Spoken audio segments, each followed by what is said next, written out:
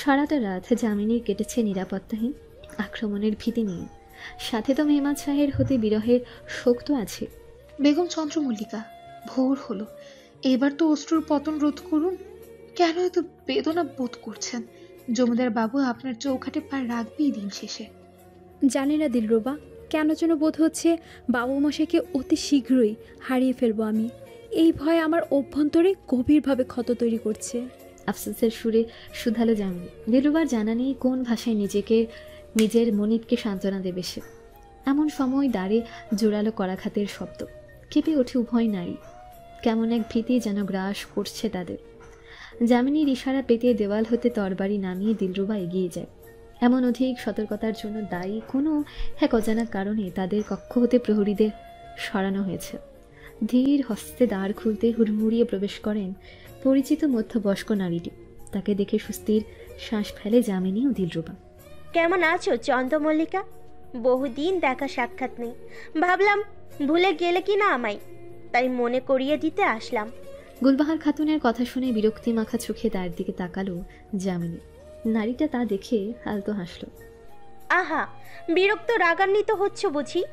যত সব রাগ বিরক্তি আমার বিষয়ই। আজ অব্দি নিজ শ্বশুরালয়ের জন্য বাদী হতে রানী হতে পারলে না, তা নিয়ে ক্রোধ নেই কোনো। বাদী বাদী, যামিনী বাদী। চুপ করুন, সামান্য খাতুন আপনি। আপনার স্পর্ধা হয় কি করে আমাকে এই বলে সম্বোধন করার? আমি বেগম চন্দ্রমল্লিকা, গোটা শেরপুরের জমিদার নবাব মেহনাত শাহের একমাত্র স্ত্রী। আমাকে বেগম বলুন, বেগম। খিলখিল করে হেসে দেন গুলবাহার খাতুন। যামিনী ক্রুদ্ধ হওয়ার চাইতে অবাক অধিক হয়। হাসলে কন্যা, তোমাকে কে দিয়েছে বেগমের মর্যাদা? নিয়ম মোতাবেক প্রতিটি বেগমকে বেগম লুৎফান্নেছার উপদেষ্টা স্বরূপ রাখার কথা অন্তমহলের বৈঠকে বা যে কোনো সিদ্ধান্ত গ্রহণে। আজ অব্দি কোন বৈঠকে তুমি উপস্থিত ছিলে বা ডাকা হয়েছিল? বাস্তবতা তো এটাই, তুমি সাধারণ এক বাদী। চুপ, একদম চুপ। আর একটা শব্দ দু ঠোঁটের ফাঁক হতে বের হলে জিহ্বা ছিঁড়ে ফেলবো আমি। নারীটা এগিয়ে আসে কিশোরীর দিকে। তার চোখে কোনো ভয় নেই, শুধুই তার ছিল খুব মিশ্রিত চাহনি। এতদিনও বোধ করতে পারোনি কিছুতেই, ভীতি জাগে না আমার। আর আমি যে মিথ্যা কিছু বলিনি তার প্রমাণ তোমার বিনা যুক্তির ক্রোধই। জীব না হয় আমার কাটা যাবে, সত্য তো মিথ্যার হবে না। তিনি কটকট করে বেরিয়ে যান, মুখে তার জয়ের হাসি। এই রমণীকে শব্দের আগুনে পুড়িয়ে যেন ব্যথা লাঘব হয় তার। যামিনী ব্যথাতুর দৃষ্টিতে তার যাওয়ার পানি তাকিয়ে থাকে। মানুষটা তো মিথ্যে বলেনি। হুট করে তার কষ্ট ক্রোধের পরিণত হয়, যা বেগমের প্রাপ্য ক্ষমতা অর্জনের জন্য সকল কিছু জ্বালিয়ে ভস্ম করতেও রাজি। চোখ জোড়া বন্ধ করে কিছু ভেবেই বলে ওঠে, দিলরুবা, আজ অন্দরমহলের ভোজনশালায় বিরাট আয়োজন করার আদেশ দাও। রন্ধনশালায় সকলকে বলো আজ আমার জন্মদিন, তাদের উপস্থিত নবাব পরিবারের সদস্যদেরও আমন্ত্রণ করো। যথা আজ্ঞা বেগম। দিলরুবা উত্তর দিয়ে কাজ সম্পাদনের উদ্দেশ্যে বের হয়, যদিও সে অনুধাবন করতে পারছে না কি চলছে যামিনীর মস্তিষ্কে। বেগম নূরবাহার দিলরুবার হতে নিমন্ত্রণ পেয়ে রাগে ফুঁসছেন। অপেক্ষা করছেন শাহজাদি মেহিনুরের আগমনের। দুশ্চিন্তায় মাথা ব্যথা বৃদ্ধি পেয়েছে তাই মাথা ও হাত পা টেপাচ্ছেন দাসীদের দ্বারা। একটু বাদেই আগমন ঘটে শাহজাদির। আসসালামু আলাইকুম মামিজান, আমাকে ডাকিয়েছেন? হ্যাঁ, ডাকিয়েছি। জেনেও না জানার ভান করছো? জানা নেই কেন ডাকিয়েছি? মামিজান, অস্ফুটভাবে কথাটা বলে ইশারায় উপস্থিত দাসীদের দেখায় সে। তিনি বুঝতে পেরে আদেশ করেন, কক্ষ খালি করা হোক, আমি শাহজাদির সাথে একান্ত কথা বলতে চাই। তারা বিদায় জানিয়ে বেরিয়ে গেল। এখন বলো আমাকে, কি হয়েছে? যেখানে ওই কন্যার আর্তনাদ পুরো মহলে আলোড়িত হওয়ার কথা প্রভাতে, সেখানে সে আনন্দিত, দিচ্ছে জন্মদিনের দাওয়াত। মামিজান, আল্লাহ নিজ হাতে ওই ঘুটে করুণীকে বাঁচিয়েছে। আমার লোক তাকে আক্রমণ করতে পারেনি। গুলবাহার খাতুন উপস্থিত ছিল তার কক্ষে। ধুর, এই মেয়েটা বারবার হাতে এসেও হাত হতে পিছলে যাচ্ছে। আপনি চিন্তা করবেন না মামিজান, আমি শাহজাদি নূর বাহার যখন এ কাজ সম্পন্ন করার দায়িত্ব নিজ কাঁধে নিয়েছি, তা সম্পন্ন করেই ছাড়ব ইনশাল্লাহ। আমার দোয়া সব সময় তোমার সঙ্গেই আছে আমার চাঁদের আলো। উভয় নারী এবার পুনরায় বারান্দায় যে আলোচনায় বসেন যামিনী নামক অধ্যায়টিকে মেটানোর। একজন প্রহরী উচ্চস্বরে জানান, বেগম চন্দ্রমল্লিকা উপস্থিত হয়েছেন। বেগম নূরবাহারের চোখে মুখে কঠোরতা ছেয়ে যায়, শক্ত কণ্ঠে প্রবেশ করার অনুমতি দেয়। আসসালামু আলাইকুম আম্মিজান। মাশাআল্লাহ, অধম্য সৌন্দর্যের মালিক আপনি। আল্লাহ আপনাকে দীর্ঘায়ু দান করুক। কিছু বলতে এসেছো কন্যা? তাহলে আমার মূল্যবান সময় অযথা ব্যয় না করিয়ে বলে ফেলো। অবশ্যই আম্মিজান, আমার জন্মদিন উপলক্ষে করা আয়োজনে আপনাকে আসার আবেদন করতে এসেছি। আপনি এসে আমার অনুষ্ঠানকে ধন্য করুন। ঠিক আছে। আমি উঠছি মামিজান, আমার নিজ কক্ষে যাওয়া লাগবে। শাহজাদি উঠে দাঁড়িয়ে চলে যেতে নেয়। যামিনী হাস্যজ্জ্বল মুখে প্রস্তাব রাখে। তাহলে চলুন না শাহজাদি, একসাথে যাওয়া যাক। বিদায় আম্মিজান। উভয় রমণী একসঙ্গে কক্ষ হতে বের হয়। হাঁটার মাঝে কিশোরী সুধায়, উপস্থিত হবেন কিন্তু বেগম আমার ছোট আয়োজনে। আমার আয়োজনে আপনার উপস্থিতি আবশ্যক। যতই হোক আপনার ভ্রাতার একমাত্র স্ত্রী আমি। ভ্রাতা? কিসব উল্টোপাল্টা কথা বলছো? শাহু আমার ভাই না, আমার মায়ের গর্ভে তার বেড়ে ওঠার নয়। মায়ের পেটে না হোক, মামাতো ভাই তো। কারণ আপনাদের বিয়ে তো আর হচ্ছে না কোনো কালে। আমি থাকতে কিভাবে সম্ভব তা? শাহজাদি মেহিনুর হাঁটা থামিয়ে তার দিকে ঘুরে দাঁড়ালো। কানের কাছে মুখ নিয়ে ফিসফিস করে বলল, তুমি না থাকলে তো সম্ভব, তাই না? নবাব শাহু নেই, তোমার কক্ষের বাইরে প্রহরীরা নেই, ভীতি যাচ্ছে না তোমার? জাগা উচিত। কিশোরীর মুখশ্রী বিবর্ণ হয়ে উঠল। যুবতী বচন কটাক্ষ করে চলে যায় সেখান হতে। যামিনী পাথরের মূর্তির ন্যায় দাঁড়িয়ে থাকে, যেন চরণ দুটোতে শক্তি পাচ্ছে না। ভোজনশালায় জমজমাট আয়োজন খাবারের। দাসীরা তো তৃপ্ত। যামিনী নিজ উদ্যোগে দাঁড়িয়ে সবার আহার করা ঠিকঠাক হচ্ছে কিনা সেটা খেয়াল রাখছে। কিশোরীর রন্ধনশিল্পে দক্ষতার পরিচয়ে বেগম লুৎফুন্নেসাও তৃপ্ত, যদিও মুখে কিছু বলছেন না। ধন্যবাদ বেগম, অনেক অনেক ধন্যবাদ। বহুদিন পরে এত ভালো ভালো খাবার পেটে পড়ে আহার করলাম। আপনি আমাদের যোগ্য বেগম। আল্লাহ আপনি সুখী শান্তির মর্যাদা দিক। প্রতিটা দাসী যাওয়ার পূর্বে যামিনীর হাতে চুমু খেয়ে প্রশংসা বাণী শুনিয়ে যাচ্ছে। সেও খুব আদরের সহিত তাদের হাতে তুলে দিচ্ছে কিছু অর্থ। বেগম লুৎফুন্নেসা আর চোখে তা খেয়াল করছেন। তার ঠোঁটের কোণে হাসি স্থির। শাহজাদি নূরবাহার তা খেয়াল করে। বেগম নূরবাহারকেও ইশারা করে দেখতে। সকলে আহার শেষে মহাপরিচারিকা উঠে বেগম লুৎফুন্নেসার কাছে এসে দাঁড়ান, যেন হুট করে জরুরি কিছু মনে পড়েছে তার। বেগম লুৎফুন্নেসা, ক্ষমা করবেন, একটা গুরুত্ব বিষয়ে আপনাকে জানাতে ভুলে গিয়েছি আমি। অন্দরমহলে কিছু দাসীদের মাঝে দ্রোহের শুরু হয়েছে, বেতনকে কেন্দ্র করে সহ আরও বিভিন্ন বিষয়ে। এই বিষয়ে একটু বিচার আলোচনা প্রয়োজন। কি এই কথা তুমি আজ জানাচ্ছ আমায়? তোমার থেকে এরূপ দায়িত্বহীনতা আশা করিনি আমি। যাকগে, আগামীকালই এই বিষয় নিয়ে আলোচনা হবে। অবশ্যই বেগম। যামিনী বেগম লুৎফুন্নেসার কাছাকাছি বসায় সবই শুনতে পায়। সে বোধ করেছে দাদিজান প্রকাশ না করলেও তার উপর কিছুটা তুষ্ট আছে, তাই সুযোগের সদ্ব্যবহার করতে ভুল করে না সে। দাদিজান, আপনি অনুমতি দিলে এই আলোচনায় আমি উপস্থিত থাকতে চাই। আপনাকে দেখেই তো আমি শিখব কিভাবে যোগ্য হওয়া যায়, বেগম পদবীর কিভাবে সমস্যার মোকাবেলা করা যায়। তাই আপনি যদি অনুমতি দিন। আচ্ছা, তুমিও এসো চন্দ্রমল্লিকা। মনে মনে খুশি হলেন বেগম লুৎফুন্নেসা। মেয়েটা অযোগ্য হলে নিষ্ঠাবা নিজের কর্মের প্রতি। এদিকে দুজন নারীর এই দৃশ্য দেখে গা জ্বলে যাচ্ছে ক্রোধে। উভয় ধৈর্য রাখতে না পেরে দ্রুত বিদায় জানিয়ে স্থান ত্যাগ করে। বেগম নূরবাহার ও শাহজাদি মেহিনুর গভীর চিন্তায় ডোবে। মামিজান, নানিজান যেভাবে ধীরে ধীরে সন্তুষ্ট হচ্ছেন চন্দ্রমল্লিকার প্রতি, আমার ভয় লাগছে। কারণ একবার যদি যামিনী তার চোখে যোগ্য প্রমাণিত হয়, তিনি নিজেই হবে যামিনীর ঢাল। সেটা তো আমারও দুশ্চিন্তা। তবে তুমি চিন্তা করো না, এতদিন যা করেছো ভেবেছো সব তোমার দ্বারাই। তবে এবার আমি যুদ্ধক্ষেত্রে নেমেছি। এমন কিছু ভেবেছি যাতে ওই মেয়ে নিজেই নিজের কাল ডেকে আনবে। আমি যা নিজ হস্তে ওই মেয়েকে মেটাতে উদ্যত হবেন। অন্দরমহলের বিশেষ দপ্তরে হওয়া বৈঠকে উপস্থিত থেকে যামিনী এক কদম এগিয়েছে ক্ষমতার দিকে। অপর ক্ষেত্রে চলছে বিশাল আয়োজন তাকে 10 কদম পিছিয়ে ফেলার। শুরু করার আদেশ দেওয়া হলো। বেগম লুৎফুন্নেসা, কয়েকজন দাসী তাদের প্রাপ্ত অর্থ কম বলে বিদ্রোহ করছে। মহলের উত্তর পশ্চিমে নবদাসদের উদ্দেশ্যে বানানো টিনের রন্ধনশালার ছাদে ফাটল দেখা দিয়েছে, পানি পড়ে বলে অভিযোগ জানিয়েছে। আর বেগম? আর কি?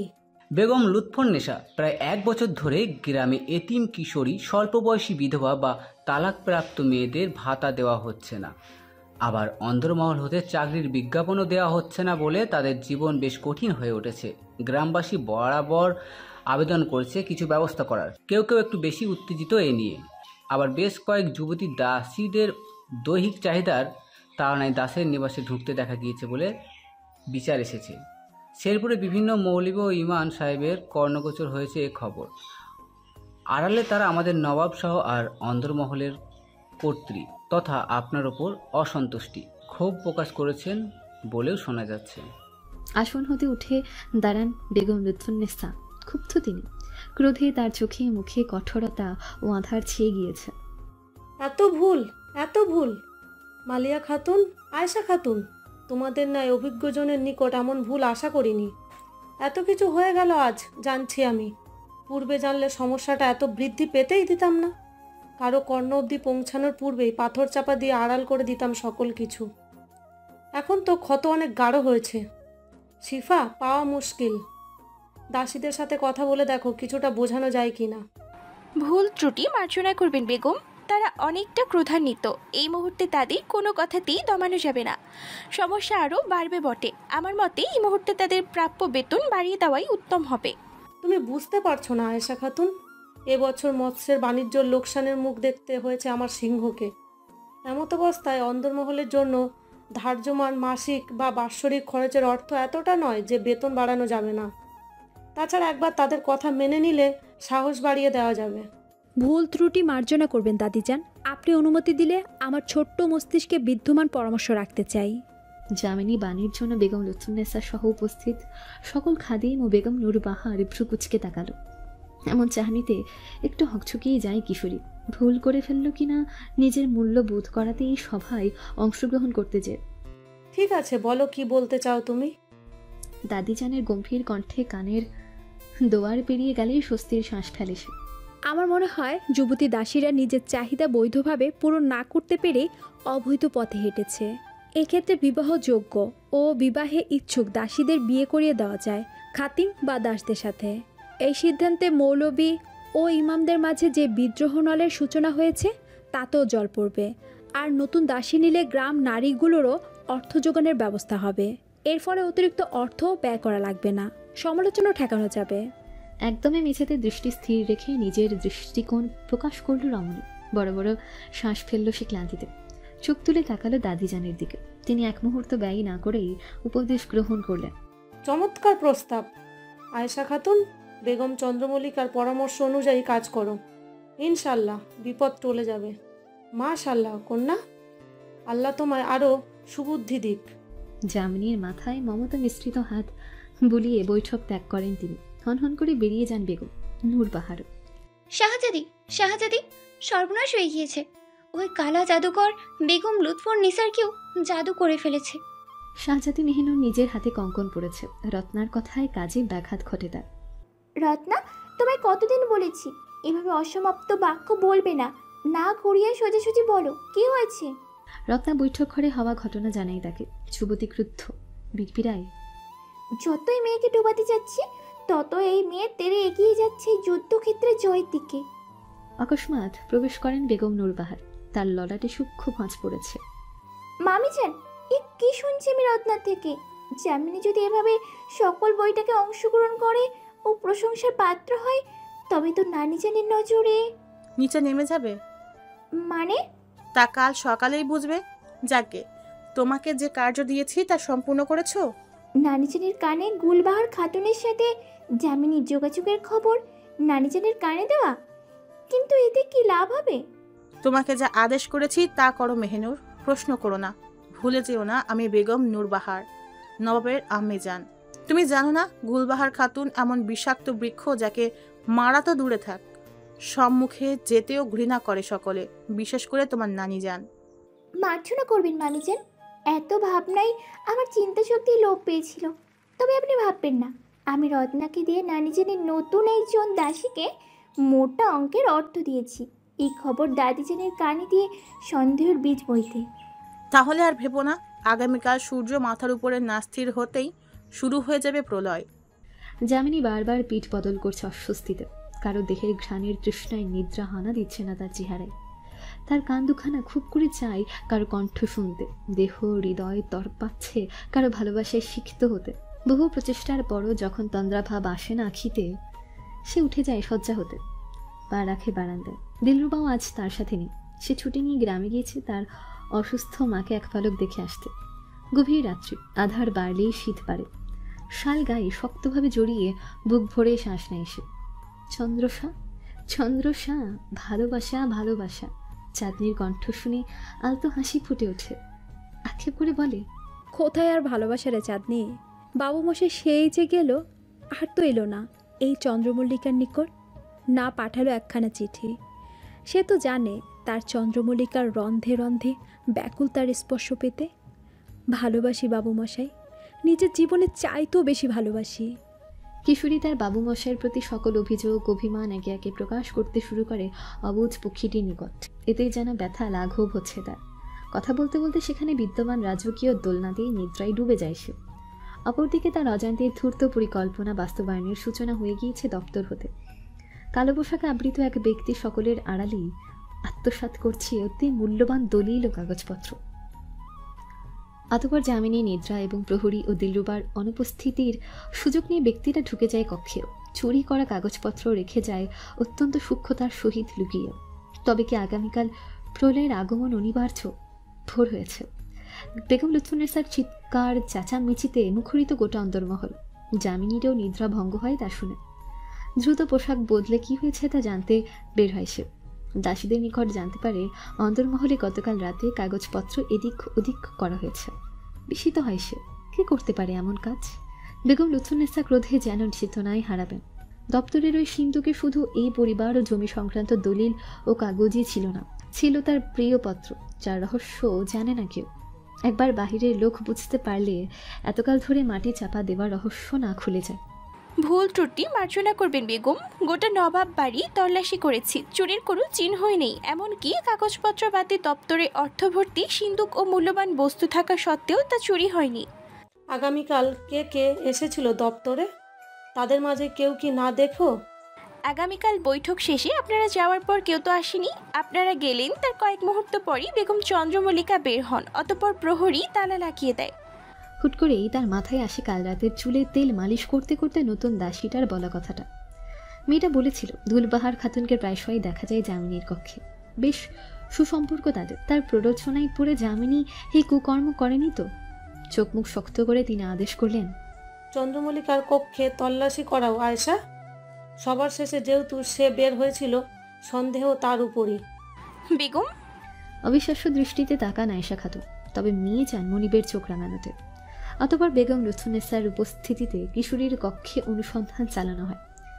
যামিনী একদম নিশ্চিন্ত হলেও আতকে ওঠে তার কক্ষ হতে পাওয়া দলিল পত্রাদি দেখে। দাদিজান, বিশ্বাস করুন, আমি এই অপরাধ করিনি। আমি জানি না কিভাবে এলো এসব আমার কক্ষে।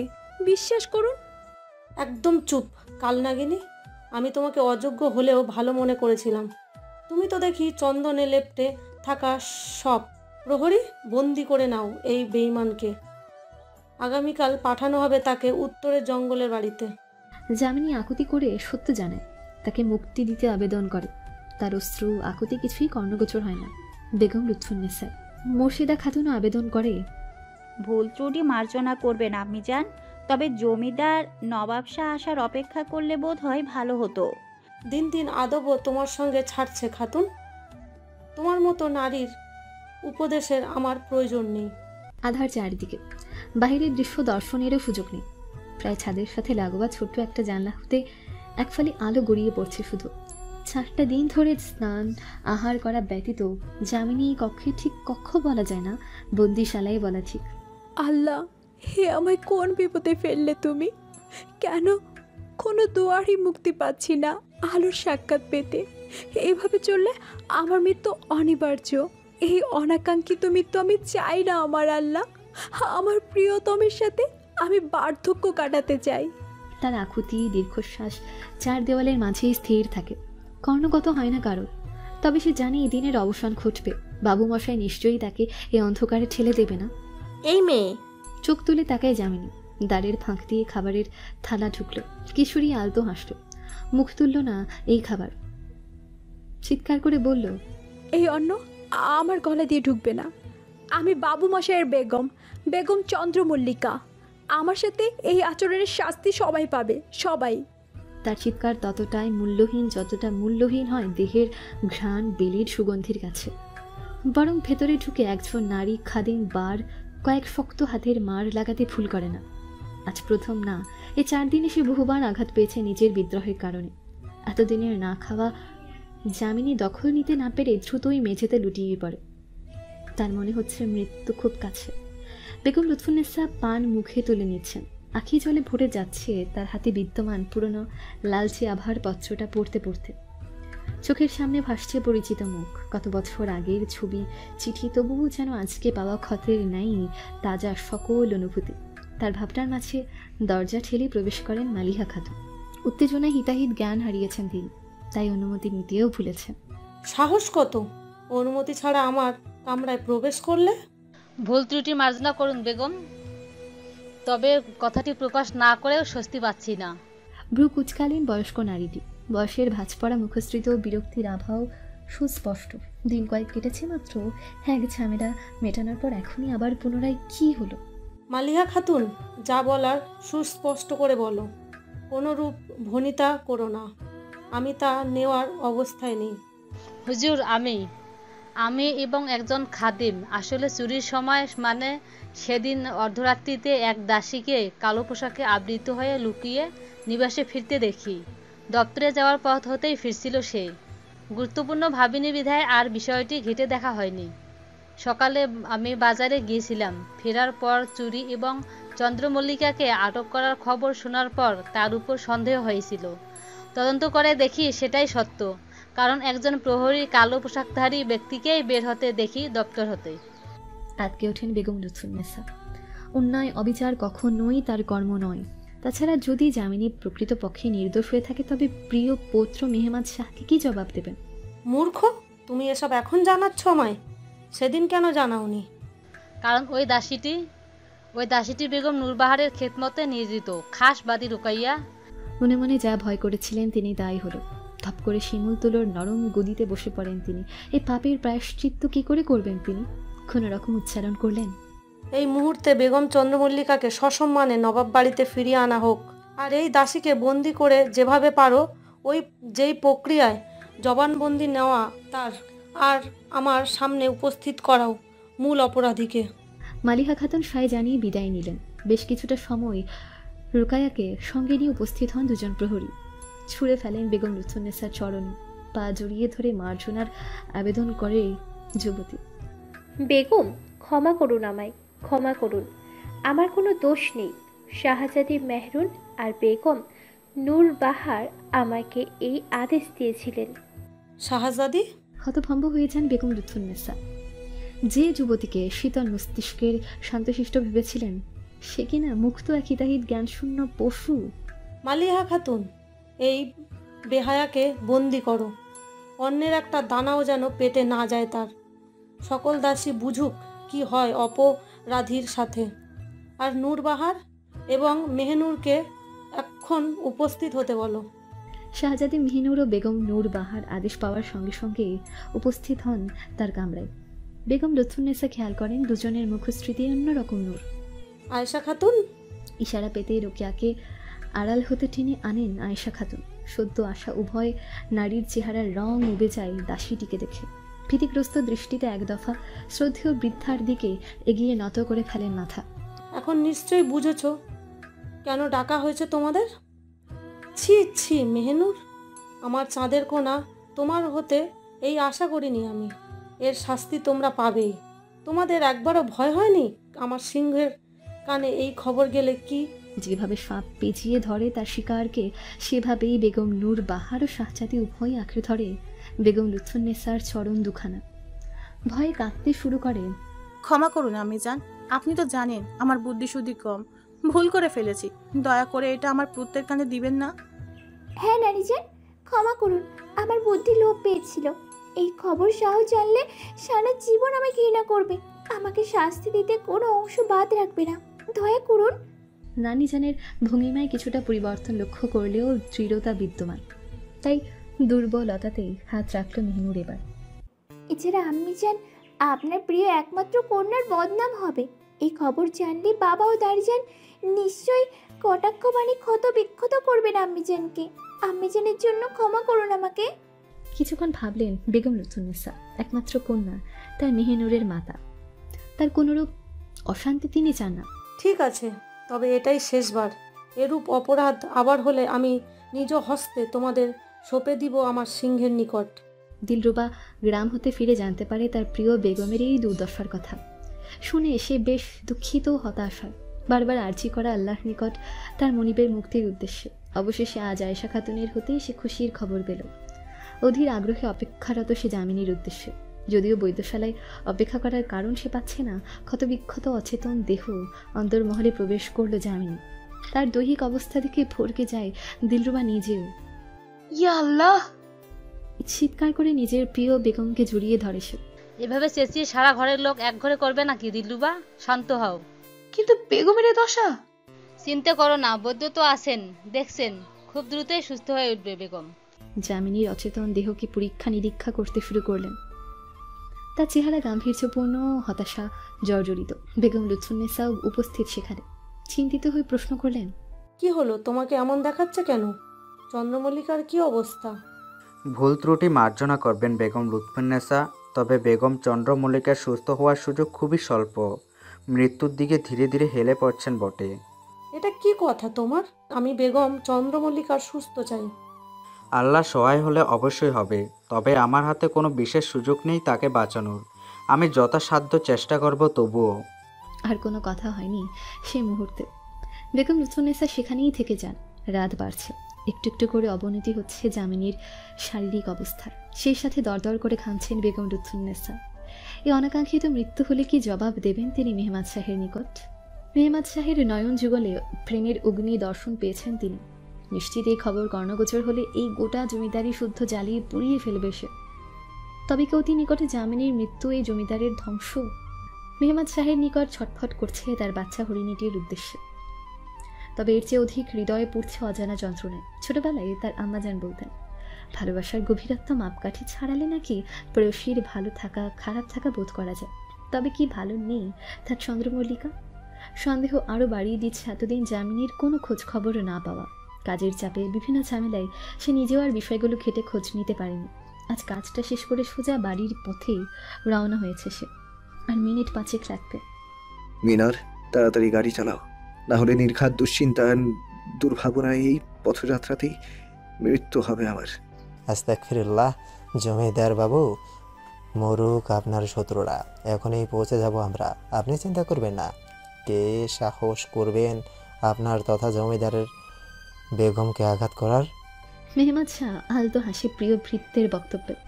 তবু হৃদয়ের যন্ত্রণা যেন কোনো কিছুতেই উপশম হওয়ার না। অবশেষে নবাব বাড়িতে প্রবেশ করে যুবক। সবাই বেশ অবাক।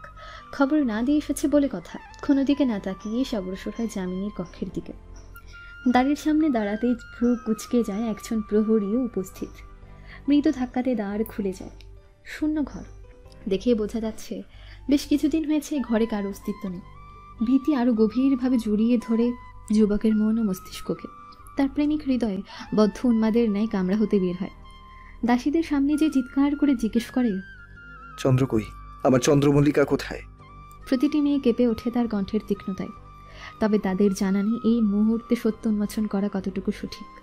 এর মাঝে পুনরায় ধমক দেয় মেহমাদ শাহ। একজন দাসী ভয় ভয় উত্তর দেয়, বেগম চন্দ্রমল্লিকা বৈদ্যশালায়, তার অবস্থা খুব খারাপ।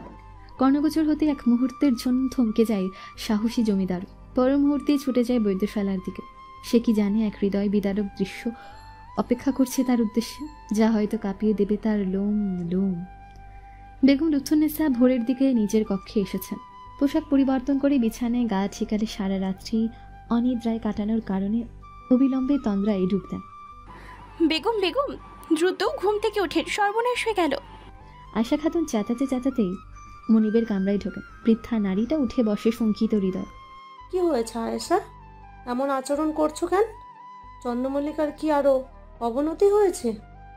বেগম, আমাদের শাহ আজ সকালে কাউকে না জানিয়ে এসে পড়েছেন। তিনি এখন বৈদ্যশালার দিকে ছুটেছেন। সব সামনে এসে যাবে শাহের বেগম। আতঙ্কে শয্যা হতে উঠে দাঁড়ান বেগম লুৎফুন্নেসা। তার জানা নেই তিনি কি করবেন, তবে এখন প্রিয় মেহমাদ শাহের মুখোমুখি তো হতেই হবে তাকে। আমার বস্ত্র বের করো আয়েশা খাতুন, দ্রুত। রাতের উত্তরীয় ছাড়তে হবে। পরিণাম যাই হোক, পরিস্থিতির মোকাবেলা তো করতেই হবে। আয়েশা খাতুন বস্ত্র বের করতে শুরু করেন। মালিহা খাতুনও তাকে সহায়তা করছেন। মালিহা খাতুন কাজ করতে করতে নত গলায় বলে ওঠেন, ভুল ত্রুটি মার্জনা করবেন বেগম। তবে বেগম চন্দ্রমল্লিকার সাথে যা হয়েছে তা খুবই জঘন্য হয়েছে। কোনোরূপ ভুল না করেও এমন পাহাড় সমান শাস্তি তার ভাগ্যে লেপিত হলো। আর আসল অপরাধীরা মুক্ত আকাশে স্বাধীন তারার ন্যায় আছে। মনে মনে ক্ষুব্ধ হতে পারলেন না এই অন্তর্মহলের কর্ত্রী। নারীটি ত্রুটিপূর্ণ কোনো কিছু তো বলেননি, তার কর্মেরই ফল বটে যা তাকে দুঃখিত করেছে। বৈদ্যশালার দ্বার খুলতে সামনে বিদ্যমান শয্যা খেয়াল করতে স্তব্ধ হয়ে যায় মেহমাদ শাহ। এতটাই বিস্মিত, হতাশ ও বেদনা জর্জরিত সে যে পড়ে যেতে নেয় দাঁড়ানো হতে। মিনার তাকে আগলে ধরে। এক পা করে সামনে এগিয়ে যায় মেহমাদ শাহ। সে কোনো প্রশ্ন করে না কাউকে, হয়তো তা নিয়ে ভাববার চেতনাতেই নেই।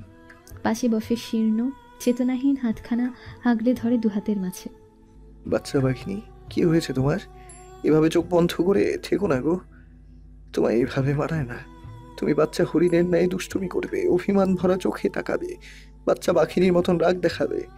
কতদিন বাদে এসেছি আমি, অভিমান ভরা কণ্ঠে আমায় অভিযোগ জানাবে না? আমার চন্দ্রমল্লিকা, ওঠো না, ওঠো। তোমার বাবু মশাই তোমায় ডাকছে। যুবকের শব্দ উপেক্ষিত হয় রমণীর নিকট। সে মাথায় ঠেকায় হাতটা, আকুতি করে ওঠে, এত অভিমান করো না চন্দ্রমল্লিকা। তুমি তো জানো তোমার দেহের ঘ্রাণ আমার প্রাণবায়ু, তোমার কণ্ঠ আমায় প্রেরণা দেয় বাঁচার, তোমার স্পর্শ আমার জন্য মহৌষধি। গোটা তুমিটাই আমার আধার রাতের সূর্য। তুমি ব্যতীত আমি কিভাবে থাকবো বলো? আমাকে আর পুড়িও না, একবার ডাকো না বাবু মশাই বলে। বারবার উপেক্ষিত হয়েও বারংবার আর যে জানাতে দ্বিধা করে না মেহমাদ শাহ। দাঁড়ে মাথা নত করে দাঁড়ানো মিনারও ভাবে, সারা শেরপুরের সবচেয়ে ক্ষমতাধর মর্যাদা সম্পন্ন সম্ভ্রান্ত পরিবারও এতটা অসহায় বোধ করেন, যার সাহস, এমনকি দুঃসাহসের কথা মানুষের মুখে মুখে তাকেও বুঝি ভালোবাসা দুর্বল করে। ভালোবাসার অপর নাম তবে দুর্বলতাও, অদম্য দুর্বলতা, যা কখনো কখনো শক্তি এবং হাতিয়ারও হয়ে যায়। মেহমাদ শাহের এত ব্যাকুলতা সত্ত্বেও যামিনী জবাব দেয় না। অযাচিত খুবই শক্ত একখানা চুমু খায় প্রেয়সীর অধর জোড়াতে। আঁখি হতে অলক্ষী এক ফোঁটা নোনা জল গড়িয়ে পড়ে অচেতন মুখশ্রীতে। শুধু গল্প উপন্যাসে চমৎকার হয় কে বলেছে? তার জীবনেও তো হলো বড় মুহূর্তে। সে জলকণা পাওয়ার পরপরই পিটপিট করে চোখ খুলে যামিনী। বাবু মশাই! অস্ফুট বাক্য শুনে তাকে জড়িয়ে ধরে যুবক। আদরের সহিত মাথায় হাত বুলাতে বুলাতে শুধায়, হ্যাঁ আমার বেগম, আমার চন্দ্রকন্যা চন্দ্রমল্লিকা, আমি এসে পড়েছি এখন। কেউ তোমায় কষ্ট দিতে পারবে না। তার অনেক কষ্ট দিয়েছে আমায় বাবু মশাই। আমার হাত পা সব ব্যথারু, গা জ্বলছে, খুব কষ্ট হচ্ছে বাবু মশাই, আমি সইতে পারছি না। মেহমাদ শাহ কি বলে সান্ত্বনা দেবে বোধ করতে পারছে না। জীবনের কোনো অধ্যায়ের কোনো পাতায় এতটা অসহায় বোধ সে করেনি। আজ মনে হচ্ছে এত অর্থ ক্ষমতা থেকে কি লাভ যদি প্রেয়সীর কষ্টই না মোচন করা যায়। শুধু ললাটে আদর সিক্ত চুমু খাইস বিড়বিড়ায়, সব ঠিক হয়ে যাবে। আমার ভালোবাসার চন্দ্রমল্লিকাকে যে বা যারা পায়ে বিশার চেষ্টা করেছে, তারা সকলে নিজ কর্মফল ভোগ করবে। আমার বেগমের সুস্থ হতে আর কতদিন সময় লাগবে? যেহেতু গুরুতর অসুস্থ, তাই 1 মাস তো লাগবেই। তবে আল্লাহ সহায় হলে এর পূর্বেই সুস্থ হয়ে যেতে পারেন। আমি চন্দ্রমল্লিকার চিকিৎসায় কোনো ত্রুটি চাই না, যত দ্রুত সম্ভব ভালো ফলাফল চাই। ইনশাআল্লাহ হুজুর। বৈদ্যের সাথে কথা বলে দিলরুবার সাথেও স্পষ্ট জিজ্ঞাসাবাদ করল মেহমাদ শাহ। তার ললাটে সূক্ষ্ম সূক্ষ্ম ভাঁজ উপস্থিত হলো, চোখে মুখে গম্ভীরতা। মেহমাদ শাহের সম্মুখে বসে আছেন বেগম লুৎফুন্নেসা। সরু ঘামের সঞ্চার হচ্ছে তার ললাট হতে। অপেক্ষা করছেন প্রিয় পৌত্রের প্রশ্নবাণের। তবে তার অপেক্ষার অবসান ঘটিয়ে যুবক মুখ খুলে যা বলল তাতে আরও ভীতিগ্রস্ত হলো তিনি। কে চুরি করেছে কাগজপত্র দাদিজান? নাম বলুন আপনার সেই প্রিয় মানুষটির, যার জন্য আমার স্ত্রী এই শেরপুরের বেগমের শাস্তি ভোগ করতে হয়েছে। বেগম লুৎফুন্নেসা চোখ নামিয়ে ফেললেন। মনে প্রশ্ন জাগে তার। কেউ তাকে জ্ঞাত নয় যামিনী ফিরিয়ে আনার কারণ সম্পর্কে। তবে মেহমাদ শাহ জানল কিভাবে? খানিকটা দ্বিধান্বিত হয়ে উত্তর দিলেন, কেউ করেনি, আমি দুঃখিত। আমার তদন্তে ত্রুটি ছিল, পরে বোধ করতে পেরেছি এটা। থেমে গেলেন তিনি। হেসে দাদিজানের দিকে তাকালো যুবক। তীব্র তাচ্ছিলে ভর্তি হাসি। সামনে বসে থাকা নারীটাও জানে তার পুত্রের বিশ্বাস জাগেনি তার কোনো কথাতে। সারা শেরপুরের জমিদারি সামলাই আমি। আমাকে আপনি যা তা বোঝাতে এসেছেন দাদিজান। জরুরি দলিলপত্র দপ্তর হতে সকলের অগোচরে অদৃশ্য হয়ে গেল। সেই অদৃশ্য বস্তু তথা চুরির বস্তু পাওয়া গেল চন্দ্রমল্লিকার কামরায়। সবার সামনে সে চোর উপাধি পেল, তাকে তিরস্কার করা হলো। এই মহলে কর্ত্রীর অপমান হলো। আবার হুট করে সকলের অগোচরে প্রমাণ হয়ে গেল আমার বেগম নির্দোষ। তাকে ফিরিয়ে আনা হলো। দলিল পত্রাদির যেহেতু স্থান পরিবর্তন হয়েছে, তাহলে যামিনী দোষী না হলে কেউ না কেউ তো নিজ হস্তে বা অন্যের হস্ত দ্বারা এ কার্য করেছে। জড়বস্তুর তো আর পা গজাতে পারে না, তাই না? আর নিশ্চয়ই আপনি জেনেছেন কোনো না কোনো ভাবে প্রকৃত অপরাধীর নাম। না হলে হুট করে আমার চন্দ্রমল্লিকার জন্য আপনার মায়া জাগ্রত হবার কথা নয়। বেগম লুৎফুন্নেসা নির্বিকার। তিনি জানেন তার নিকট কোনো বাণী নেই এর পরিস্থিতি হতে পরিত্রাণ পাবার। তার নজর ও মাথা দুটোই নত আজ। আচ্ছা, আপনি নিশ্চুপ থাকতে ইচ্ছুক, তবে থাকুন, সমস্যা নেই। হয়তো আপনার প্রিয় কেউ অপরাধী কিন্তু আমার প্রিয় না। আমার প্রিয়কে আঘাত করেছে বটে। এই অন্দর মহলের দেয়ালে দেয়ালে যদি আপনার শত কান থাকে, তবে আমার 1000টা আমি বের করে নিয়েছি কেসে। যেহেতু অন্দর মহলের শাসক হয়েও বিচার কার্য আপনি সম্পন্ন করতে পারেননি, তাহলে আমি হাতে নিচ্ছি সে দায়িত্ব। আপনার পুত্রবধূ ও পৌত্রী উভয়ই শাস্তি পাচ্ছে, ভয়ঙ্কর শাস্তি, কোনো বিবেচনা ব্যতীত মৃত্যু বা যাবজ্জীবন কারাদণ্ড হতে পারে। তা না, এটা তুমি করতে পারো না মেহমাত। তোমার নিকট কোনো প্রমাণ নেই, আর নবাব পরিবারের সদস্যের পক্ষে এই আইন অবলম্বন হয় না। এটা আইন বিরোধী। চন্দ্রমল্লিকাকে শাস্তি দেওয়ার পূর্বে মনে ছিল না? যাকে জমিদার থেকে জমিদারি, জমিদারি থেকে জমিদার হয়। এখানে আইনের জায়গা নেই। আমার কথায় আইন আর সিদ্ধান্তই ন্যায় বিচার। গম্ভীর কণ্ঠে কথাটুকু উচ্চারণ করে মেহমাচ্ছা। তার কিছু বলার সুযোগ না দিয়ে কামরা ত্যাগ করে সে। এদিকে তার প্রিয় দাদিজান দুশ্চিন্তায় নির্বল হয়ে বোধ করছে। বেগম লুৎফুন্নেসার একমাত্র কন্যা শাহজাদি জানাতুলের স্বামী আমির হাওলাদার খুব সুবিধার লোক না। নিশ্চয়ই নিজের রক্তের করা কুকর্মের কালিমাও লেপন করেছেন বা করবেন তার কন্যার ললাটে। যামিনীর চেতনা ফিরেছে ধীরে ধীরে। পিটপিট করে চোখ দুখানা খুললে দর্শন পায় আভিজাত্যপূর্ণ ঝুলন্ত বাতি দানের। পাশে তাকায় নিজের প্রিয়তমকে দেখার উদ্দেশ্যে। দিলরুবার ঘুমন্ত মুখশ্রী দেখে দীর্ঘশ্বাস ফেলে, হতাশায় জর্জরিত হয়। তবে কি আসেনি তার বাবু মশাই? স্বপ্নের স্বপ্ন ছিল। দিলরুবার নড়াচড়াতে জাগ্রত হয় দিলরুবা। মেঝে থেকে উঠে দাঁড়ায় অনতি বিলম্বে। চোখে মুখে উপচে পড়ছে আনন্দ ভাব। বেগম আপনার জ্ঞান ফিরেছে অবশেষে। আল্লাহ আপনাকে নেক হেদায়েত দান করুক বেগম। দীর্ঘশ্বাস নির্গত হয় যামিনী নাসার অন্ত্র হতে। তার উষ্ণতা বোধ করতে দিলরুবা না পারলে তাদের অগোছরে দাঁড়ের ফাঁকে চোখ রাখা মানুষটাই ঠিকই পারে। বাবু মশাই আসেননি, তাই না? তিনি জ্ঞাত নয় আমার বিষয়।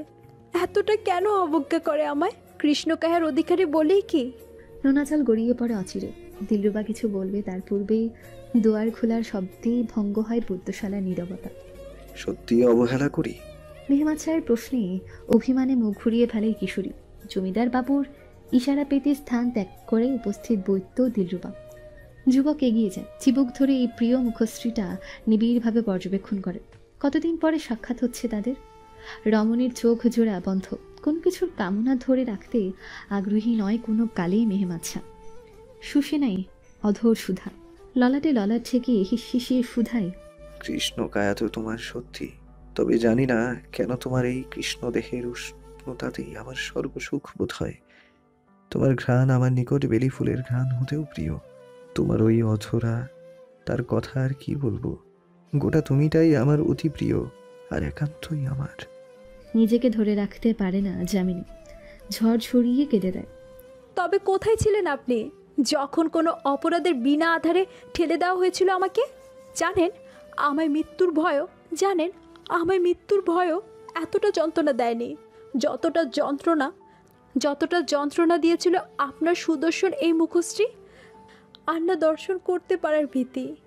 আমি দুঃখিত আমার বাচ্চা হরিণী, আমি পারিনি তোমায় সুরক্ষা দিতে। তবে আমার ওয়াদা, এই ঘটনার পুনরাবৃত্তি হবে না কখনোই। এমন শাস্তি দেব যাতে রোহ কেঁপে উঠবে সকলের। শক্ত করে জড়িয়ে ধরতে চেয়েও ধরে না মেহেমাচ্ছা। তার চন্দ্রমল্লিকা যে ব্যথা পাবে, নিজের বুকে তার মাথা রেখে আলতো স্পর্শে জড়িয়ে ধরে ঘুমোই বটে। শাহজাদি মেহেনুর ও বেগম নূরবাহার উভয় শাস্তির ভীতিতে তটস্থ। বেগম লুৎফুন্নেসা নিজেও বেশ চিন্তিত। দরজা খুলে প্রবেশ করে বেগম লুৎফুন্নেসার গুপ্তচর তথা দাস আলী। আসসালামু আলাইকুম বেগম, আল্লাহ আপনাকে সুস্থ রাখুক। আমিন, কোনো খবর আনতে পেরেছো? বেগম, জমিদার বাবু নিজের বিশেষ লোকদের আলোচনা করে সিদ্ধান্ত নিয়েছেন বেগম চন্দ্রমল্লিকা যা শাস্তি দিবেন তাই মেনে নিতে হবে অপরাধীকে। তবে অপরাধীর নাম তিনি অব্যক্ত করে রেখেছেন এবং শুধু শাস্তি নিয়ে আলোচনা করেছেন। ঠিক আছে, এখন যেতে পারো তুমি। আয়েশা খাতুন কিছু অর্থ হালিমের হাতে ঢুকিয়ে দিয়ে তাকে বের করে দেন। আমি জান, এখন কি হবে? ওই কালনাগিনী নিশ্চয়ই নিজের মর্জিমাফিক ভয়ঙ্করতম শাস্তি দিবে আমাদের। হ্যাঁ নানিজান, নিশ্চিন্ত। আমাদের নামে আরও বানিয়ে বানিয়ে বদনাম করে আমার শাহের কান ভাঙিয়েছে। চুপ করো বেয়াদব, বেহায়া কন্যা। তোমাদের কর্মে এদিন দেখছো, অন্য কারো দোষ বা বদনাম করায় নয়। ফ্যাচ ফ্যাচ করে কেটে দেয় শাহজাদি মেহেনুর। খেয়াল করলে যোগ দেন বেগম নূরবাহার। থামো তোমরা, আমি দেখছি চন্দ্রমল্লিকার সাথে কথা বলে কিছু করা যায় কি না। যামিনী চোখ বন্ধ করে সজ্জায় আচফোয়া অবস্থায় স্থির। এতটা জটিল কেন তার জীবন? কখনোই এ তার কাম্য না। দিলরুবার নিকট সবই জানতে পেরেছে। মেহমাদ শাহ যখন বেগম লুৎফুন্নেসার কক্ষে যায়, তখন প্রহরীদের অনুপস্থিতির সুযোগ নিয়ে আড়ি পাতে সে প্রায় সকল কিছুই শুনতে পায় তার খাঁজপাতি। রমণী নিজের জীবনের সূচনা হতে এই অবধি ভাবে তার জন্য আজ অবধি কোনো কিছুই সহজলভ্য ছিল না। তবে হ্যাঁ, সে নিজেকে মানিয়ে নিয়েছে, লড়াই করেছে। চাইলে তো পারত দুঘর পরে থাকা প্রেমে মন ভাঙা হাসুর মতন গলায় দড়িয়ে দিতে। তাইনি, যুদ্ধ করে গিয়েছে বেদনার সাথে, হার মেনে মৃত্যুর স্বাদ নেয়নি। এই মহলে আসতে ছোট্ট মস্তিষ্কে কতখানি চাপ পড়ল, ছোট্ট হৃদয়ে কত উত্থান পতন দেখল। প্রথম প্রথম ভেবেছে সবার মন জোগাতে হবে, যেমনটা গ্রামীণ বউদের জোগাতে হতো। লাভ হয়নি, কোনো রকম চিঠিদাতার সহায়তায় সংসার বাঁচালো। পরে ভাবলো তাকে নিজের ক্ষমতার পরিচয় দিতে হবে, জাহির করতে হবে। বুদ্ধি আসলো, শাস্তি নামক ধাক্কা খেয়ে বুদ্ধি হলো। পুনরায় ভাবল উত্তম আচরণ, বুদ্ধিমত্তা ও যোগ্যতার পরিচয় দিলেই বোধ হয় জটিলতা হতে মুক্তি পাবে। তাও ভুল প্রমাণিত হলো। প্রথম দিনে শোনা কথায় সত্য মনে হচ্ছে তার নিকট। এই নবাব বাড়ি আস্ত একটা অজগর সাপ, যা গিলে নেয় সকলকে। তবে সে বানের ঝোলে ভেসে যাবে না, সুই হয়ে ঢুকে তলোয়ার হয়ে উদর কেটে বের হবে অজগরের প্রয়োজনে। আপন মনে রমণী বিড়বিড়ায়, জীবন আমাকে যে পথে চালনা করেছে আমি সেই পথের পথযাত্রী। আল্লাহ যেহেতু আমাকে এই জটিল ও কঠিন পথযাত্রা এনেছে, তবে তাই ঠিক, আমি লড়ব। আজ সকাল অবধিও আমার চাওয়া শুধু বাবু মশাই পর্যন্ত সীমাবদ্ধ ছিল। নিশ্চিত করতেও চাইতাম সে শুধু আমারই থাকবে। এখন আমার ক্ষমতা, নাম, বাবু মশাই সব কিছুই চাই। আমার সাথে অন্যায়কারীর ধ্বংসও চাই। এর জন্য সব করব, তা ভালো হোক কিংবা মন্দ। তৈরি হোক এই অন্ধকার মহল প্রকৃত বেগম তথা বেগম চন্দ্রমল্লিকার উদ্দেশ্য। দিলরুবা কিশোরীর অস্থিতিশীল অবস্থা দেখে কিছুটা চিন্তিত হয়। বেগম চন্দ্রমল্লিকা, আপনি কি অসুস্থ বোধ করছেন? বৈদ্যকে ডাকবো? না না, আমি ঠিক আছি। তুমি আমাকে আমার কক্ষে নেওয়ার ব্যবস্থা করো। এখানে আমার অস্বস্তি বোধ হচ্ছে, খুঁজেও যেন স্বস্তিরা ধরা দেয় না। দিলরুবা সাই জানায়। দুজনে দাসীকে আদেশ করে ব্যবস্থা করার। এর মাঝে দাঁড় খুলে প্রবেশ করে তিনজন নারী। যামিনী সেদিকে চোখ যেতেই অবাক হয়, পরক্ষণেই হাসে। আজ তো গোটা যুদ্ধক্ষেত্রই তার পক্ষে, তার নিকট তো আসবেই। আসসালামু আলাইকুম। ওয়ালাইকুম আসসালাম। কি অবস্থা তোমার এখন? কিছুটা অস্বস্তি দেখা গেল দাদি চানের ভাবভঙ্গিমায়। মাথা ঝুঁকে চাপা হাসলো রমণী।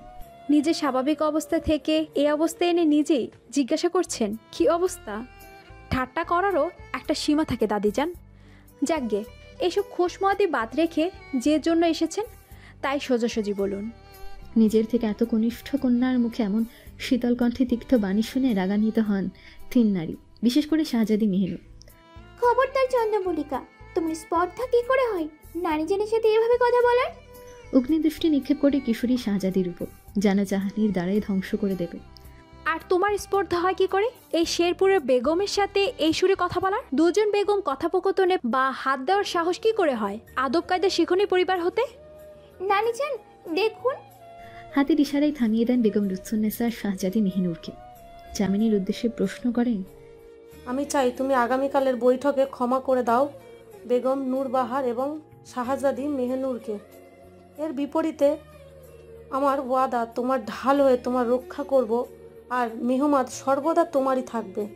খিলখিল করে হেসে দেয় কিশোরী, যেন কত বিদ্রুপের কথা বলেছেন তিনি। দুঃখিত দাদিজান, আসলে আপনার কথা প্রকৃত অর্থে হাসি পেয়ে গেল। মানে বিচার মানেন, কিন্তু তাল গাছটা আপনার। আরে বাবা, প্রয়োজন আপনার, আমার আর শর্ত দেবেন আপনি? না, সেটা বড্ডই অমানুষই। আমি দিচ্ছি শর্ত, যদি সকলের সম্মুখে পায়ে ধরে ক্ষমা আবেদন করে তবে যাবজ্জীবন কারাদণ্ড পাবে। আর যদি সকলের সম্মুখে আপনি নিজের এবং নিজের এই স্বজনদের অপরাধের স্বীকার করেন এবং তারাও তাতে সায় জানিয়ে চরণাকারে ধরে মার্জনার অনুরোধ করার, তবেই ক্ষমা পেতে পারে অপরাধীরা।